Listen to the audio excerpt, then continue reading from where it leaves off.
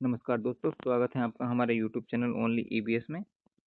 हम देख रहे हैं अपना स्पेशल ईबीएस यूपिटेट 2026 के लिए। मानव शरीर में ऊर्जा का कौन सा मानव शरीर में ऊर्जा का मुख्य और तात्कालिक स्रोत क्या है? तो हमारा कार्बोहाइड्रेट। शरीर के विकास और टूटी फूटी कोशिकाओं की मरम्मत के लिए क्या आवश्यक है? तो प्रोटीन आवश्यक है। क्वासिक्योर और मरा रोग किसकी कमी से होता है? तो हमारा प्रोटीन की कमी से होने वाला रोग है। हड्डियों और दांतों की मजबूती के लिए कौन सा विटामिन आवश्यक है? तो विटामिन डी हमारा सबसे आवश्यक है। आइए चलिए आगे देखते हैं, रिवाइज करते रहिए। किस विटामिन को सनशाइन विटामिन भी कहा जाता है? तो हम विटामिन डी की बात कर रहे हैं। रक्त का थक्का जमने के लिए कौन सा विटामिन मदद करता है? रक्त का थक्का, तो विटामिन के हमारी मदद करता है। और प्रजनन की बात करें तो हमारा विटामिन ई काम करता है किसमें? प्रजनन में। ठीक, ध्यान रखेंगे। आंखों की रोशनी, किसकी आंखों की रोशनी के लिए कौन सा विटामिन सबसे महत्वपूर्ण है? तो विटामिन ए। पीडीएफ डाउनलोड करने के लिए डिस्क्रिप्शन बॉक्स में लिंक दिया है, वहां से जाकर आप पीडीएफ डाउनलोड कर सकते हैं और फटाफट रिवीजन कर सकते हैं। वीडियो अच्छी लगे तो लाइक करें, सब्सक्राइब करें और कमेंट करना न भूलें। क्या हम अगली वीडियो इसी टाइप की दें आपका, ताकि क्विक रिवीजन हो जाए? तो कमेंट करें यस। ठीक, चलिए आइए देखते हैं आगे। विटामिन ए की कमी से कौन सा रोग हो जाता है? तो रतौंधीरन, नाइट ब्लाइंडनेस हमारा रोग हो जाता है। विटामिन किसकी कमी से? विटामिन ए की कमी से। स्कर्वी रोग मसूड़ों में किस विटामिन से होता है? तो विटामिन सी की कमी से। विटामिन सी की बात करें तो किस में पाया जाता है? तो विटामिन सी हमारा खट्टे फलों, आम, नींबू, आंवला, संतरा, इसमें हमारा प्रचुर मात्रा में क्या है? विटामिन सी पाया जाता है। गाइडर या घेंगा रोग किसकी कमी के कारण होता है? तो आयोडीन की कमी से हमारा गाइडर गाइडर रोग, घेंगा रोग हो जाता है। ये कहाँ पर होता है? तो ये गले की बीमारी है। चलिए आगे देखते हैं। आगे अगर हम बात करें तो लोहे, आयरन की कमी से मानव शरीर में कौन सा रोग होता है? तो एनीमिया, रक्त की अल्पता हो जाती है। दूध में कौन सा विटामिन नहीं पाया जाता? तो विटामिन दूध में, तो दूध खट्टा नहीं होता, तो खट्टे फलों में हमारा विटामिन सी पाया जाता है, तो दूध में खट्टा नहीं होता, तो इसमें हमारा क्या? विटामिन सी नहीं पाया जाता। अगर हम बात करें विटामिन बी वन की, तो इसकी कमी से कौन सा प्रसिद्ध रोग होता है? तो beriberi, vitamin B one की कमी से।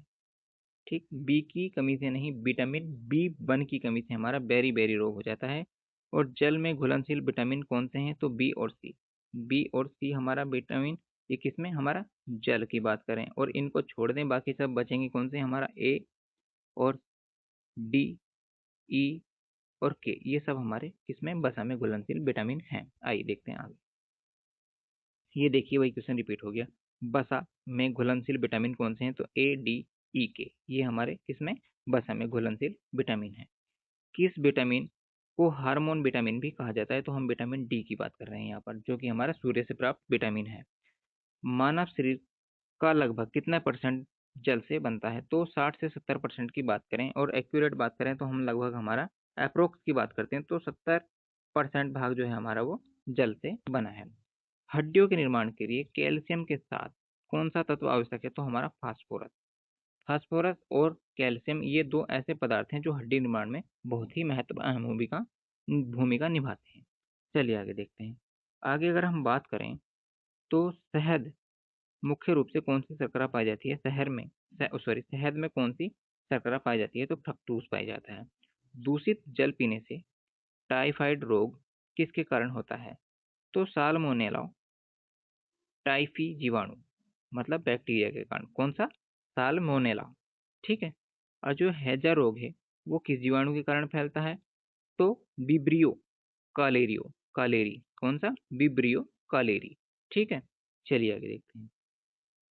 आगे हम बात करें तो पीलिया, मतलब कौन सा? पीलिया जोंडिस रोग किस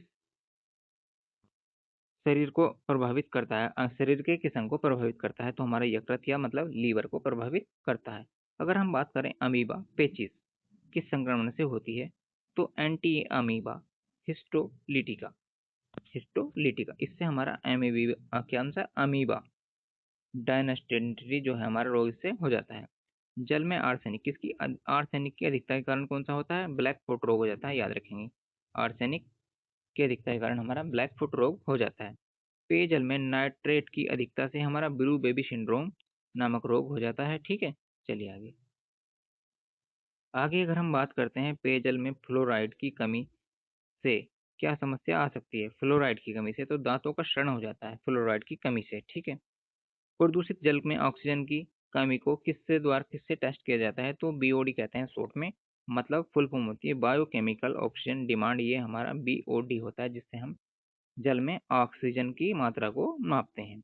गंदे पानी में जमाव मुख्य रूप से कौन सा मच्छर पनपता है गंदे पानी में, तो मादा एनीफ्लेज और एंडीज नामक मच्छर हमारा पैदा होता है। और वह कौन सी मछली है जो पानी में छोड़ी जाती है, तो वो हमारा गेबूशिया। कौन सी? गेबूशिया मछली पानी में प्रयोग की जाती है, किसके लिए? नियंत्रित करने के लिए, मच्छरों के लार्वे को नियंत्रित करने के लिए हमारा ग्रेबूशिया मछली छोड़ी जाती है। चलिए आगे अगर हम बात करें तो जल का जीवाणु कौन सा जीवाणु मुक्त करने के लिए आमतौर पर किस गैस का प्रयोग किया जाता है, तो हमारा क्लोरीन को। जल को जीवाणु मुक्त करने के लिए आमतौर पर किस गैस का प्रयोग किया जाता है, तो हमारा क्लोरीन का। लंदन धुर्म किस वर्ष और कहाँ देखा गया? कौन सा लंदन धुर्म? तो 1952 में लंदन में। पारे से प्रदूषित मछली खाने में कौन सा रोग होता है? पारे से प्रदूषित मछली खाने से कौन सा रोग हो जाता है, तो हमारा मिनी माता रोग होता है। पारा जहां भी हो तो मिनी माता याद करेंगे, और केडियम जहां भी हो तो इटाई इटाई याद करेंगे। कौन सा? Itai itai. प्रदूषण से दर्दनाक बीमारी हो जाती है केडियम की। कौन सा? Itai itai. चलिए आगे देखते हैं। अगर हम बात करें पेयजल की अशुद्धियों को दूर करने के लिए आधुनिक घरों में उपयोग किया जाता है आरओ, रिजर्व ओस्मोसिस सिस्टम। ठीक है, वायु प्रदूषण के कारण फेफड़ों में होने वाली सिलिकोसिस बीमारी किससे होती है, तो खदानों और पत्थर तोड़ने वालों को। ठीक सिलिकोसिस बीमारी कौन सी? सिलिकोसिस। वायु प्रदूषण के कारण कोयला खदानों में काम करने वाले मजदूरों को कौन सी बीमारी होती है, तो ब्लैक लेग डिसीज, काले फेफड़ा रोग। एब्सस कौन सा? एस्बेस्टस रेशों से फेफड़ों में कौन सा घातक रोग होता है, तो हमारा होता है एस्बेस्टोसिस। फेफड़ों का कैंसर हो जाता है हमारा। ठीक, चलिए देखते हैं आगे। आगे हम बात करें यदि, तो कौन सा हमारा रक्त में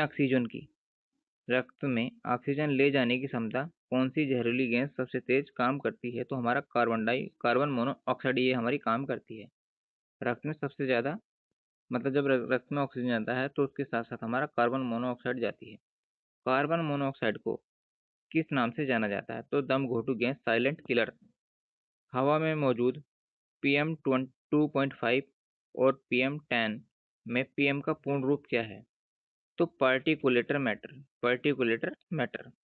धुएं और कोहरे के मिश्रण को क्या कहा जाता है, तो स्मॉग। धुएं और कोहरे के मिश्रण को स्मॉग कहा जाता है। आगे देखिए, बात करें वायु प्रदूषण से होने वाली कौन सी बीमारी श्वसन नली में सूजन पैदा करती है वायु प्रदूषण से, तो ब्रोंकासाइट होती है हमारी। कौन सी? ब्रोकाइस्ट। ब्रोकाइस्ट होती है हमारी, जो क्या करती है, हमें वायु प्रदूषण से श्वसन में नली में सूजन पैदा कर देती है।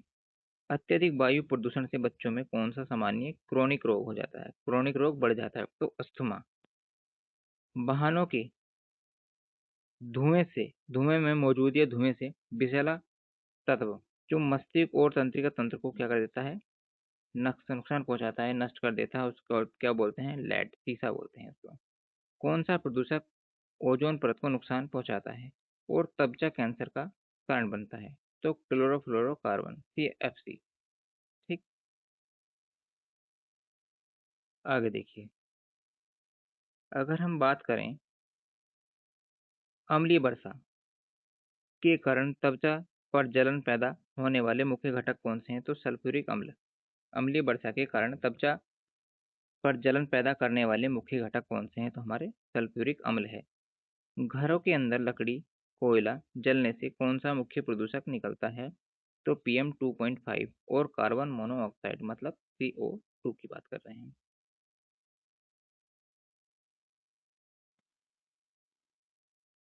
आइए देखते हैं हम आगे। तो बात करें हम मलेरिया रोग, कौन सा मलेरिया रोग किस परजीवी के कारण होता है? तो प्लाज्मोडियम के कारण होता है। ठीक है। मलेरिया रोग का वाहक कौन सा मच्छर है? तो मादा एनीफ्लीज मच्छर। मलेरिया के उपचार के लिए कुनकेन, कौन सा? कुने कुनैन दवा किस साल से प्राप्त होती है? तो सिनकोनागी। डेंगू और चिकनगुनिया रोग किस मच्छर के काटने से फैलता है? तो मादा एंडीज। ठीक। चलिए आगे देखते हैं। अगर हम बात करें डेंगू बुखार में मानव शरीर किसकी तेजी से कमी होने लगती है? तो प्लेट्स की। ठीक। हाथी पांव रोग, कौन सा? हाथी पांव रोग वाहक कौन सा मच्छर है? तो क्यूले, कौन सा? क्यूले। हाथी पांव रोग का वाहक कौन सा मच्छर है? रेबीज जो है, रेबीज रोग किसके काटने से होता है? तो संक्रमित कुत्ते, बिल्ली, बंदर के काटने से हमारा कौन सा रेबीज होता है? तो रेबीज रोग में मरीज को किससे डर लगता है? तो पानी से। इसमें हाइड्रोफोबिया कहते हैं। कौन सा? रेबीज को हाइड्रोफोबिया कहते हैं। और किससे डर लगता है? पानी से। आगे देखिए। आगे हम बात करें तो क्षय रोग, कौन सा? टीबी मानव शरीर में किस अंग को मुख्य रूप से प्रभावित करता है? तो लंग्स मतलब फेफड़ों को प्रभावित करता है। कौन सा? टीबी रोग। टीबी से बचाव के लिए नवजात शिशु में कौन सा टीका लगाया जाता है? तो हमारा BCG का टीका लगाया जाता है। ORS घोल किस बीमारी में दिया जाता है? तो दस्त और हैजा। किसमें? दस्त और हैजे में दिया जाता है। एड्स का पूर्ण रूप क्या है? तो एक्वायर्ड इम्यूनो इन्फिडेंसीज सिंड्रोम। ठीक, याद कर लेंगे, देख लेंगे। आगे देखिए। अब आइए बात करते हैं एड्स रोग की जांच के लिए कौन सी टेस्ट होती है? तो एलिशा। कौन सी? Elisha test. प्लेग रोग के इतिहास में किस नाम से जाना जाता था? तो काली मौत। प्लेग रोग को इतिहास में किस नाम से जाना जाता था? तो काली मौत के नाम से। प्लेग बीमारी को, कौन सी बीमारी को? प्लेग बीमारी को फैलने का मुख्य माध्यम कौन सा है? तो चूहे के ऊपर पाए जाने वाले पिशु। ठीक। कोरोना वायरस की बात करें तो मानव शरीर में किस तंत्र पर हमला करता है? तो श्वसन तंत्र पर, रेस्पिरेटरी सिस्टम पर ये हमारा हमला करता है। चलिए आगे देखते हैं। आगे बात करें हम तो BCG का पूरा नाम बताइए। तो बेसिल क्लाइमेट ग्यूरिन। ठीक। बच्चों का डिप्थीरिया, काली खांसी, टेटनेस से बचाने के लिए कौन सा ट्रिपल इंजेक्शन दिया जाता है? तो हमारा DPT का टीका लगाया जाता है। ठीक है। पोलियो रोग से शरीर का कौन सा तंत्र सबसे ज्यादा प्रभावी होता है? पोलियो रोग में सबसे ज्यादा कौन सा तंत्र प्रभावित होता है? तंत्रिका तंत्र मतलब नर्वस सिस्टम प्रभावित होता है। भारत को किस वर्ष आधिकारिक रूप में पोलियो मुक्त किया गया था? तो 2014 में इसे पोलियो मुक्त किया गया था। चलिए आगे देखते हैं। आगे बात करें हम मर्दा में मौजूद टिटनेस का बैक्टीरिया शरीर में कैसे प्रवेश करता है? मर्दा में मौजूद कौन सा? टिटनेस का बैक्टीरिया। तो चोट या कटने स्थान पर जंग लगी धातु या मिट्टी के संपर्क से क्या है? टिटनेस का जो बैक्टीरिया है वो अंदर पहुंच जाता है। टिटनेस रोग को और किस नाम से जाना जाता है? तो लॉकेज। किसका? लोकेजा। या धनुष कंटार। किसके? धनुष कंटार के नाम से जाना जाता है। धनुष टंकार के नाम से। फ्लोरोसिस रोग मुख्यतः कारण क्या है? पानी या भोजन में फ्लोराइड की अधिकता के कारण फ्लोरोसिस रोग हमारा हो जाता है।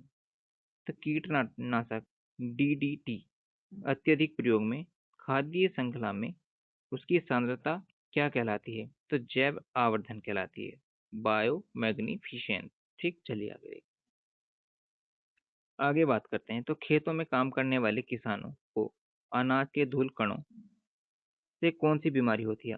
कौन से? अनाज के धूल कणों से कौन सी बीमारी होती है? तो फार्मर्स लंग। कौन सा? Farmers lung. ध्वनि प्रदूषण के कारण मानव में होने वाली सबसे आम समस्या क्या है? ध्वनि प्रदूषण के कारण रक्तचाप, हाइपरटेंशन या अनिद्रा हो जाती है। लगातार कितने डेसिबल से अधिक ध्वनि सुनने से बहरा हो जाता है? तो 85 डिग्री डेसिबल से अधिक ध्वनि सुनने से क्या होता है? मनुष्य बहरा हो जाता है। पैराबैंगनी किरणें, अल्ट्रावायलेट किरणें, बी सीधे प्रभाव से मानव में कौन सा कैंसर उत्पन्न करती हैं? तो कौन सा? त्वचा का कैंसर, स्किन कैंसर उत्पन्न करती हैं। आगे देखिए, आगे बात करें हम, तो पराबैंगनी किरणों के कारण आंखों में होने वाली बीमारी कौन सी है? तो मोतियाबिंद है। प्लास्टिक के बर्तनों में गर्म खाना खाने से कौन सा हानिकारक रासायनिक शरीर में जाता है? तो बिस्फेनॉल। कौन सा? Bisphenol A. घरों की दीवारों पर लेड युक्त पेंट का भोजन बच्चों में की क्षमता को कम करता है। तो कौन सा? आईक्यू स्तर और मानसिक विकार को। घरों की दीवारों में लेड युक्त प्लेट से बच्चों में, जिसमें जो शीशा होता है उनसे युक्त प्लेटों में अगर करते हैं तो उनका आईक्यू स्तर और मानसिक विकार पैदा होता है उनमें। कवक फंगी के कारण मानव त्वचा पर होने वाला आम रोग कौन सा है? तो हमारा दाद। ठीक, चलिए आगे देखते हैं। आगे बात करें हम, तो घरेलू मक्खी किस कौन सी घरेलू मक्खी किस बीमारी फैलने में महत्वपूर्ण भूमिका निभाती है? तो कौन सी? टाइफाइड या हैजा।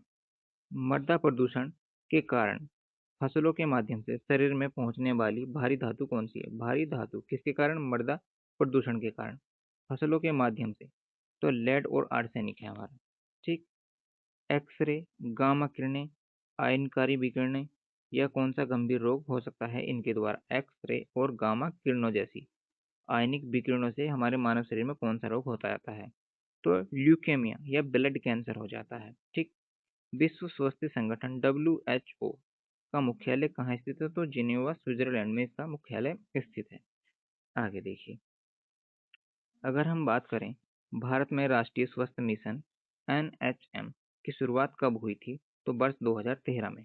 विश्व स्वास्थ्य दिवस हर साल किस दिन मनाया जाता है? विश्व स्वास्थ्य दिवस तो हमारा 7 अप्रैल को मनाया जाता है। किसका? पेनिसिलिन नामक प्रथम एंटीबायोटिक की खोज किसने की थी? तो अलेक्जेंडर फ्लेमिंग ने पेनिसिलिन की खोज की थी।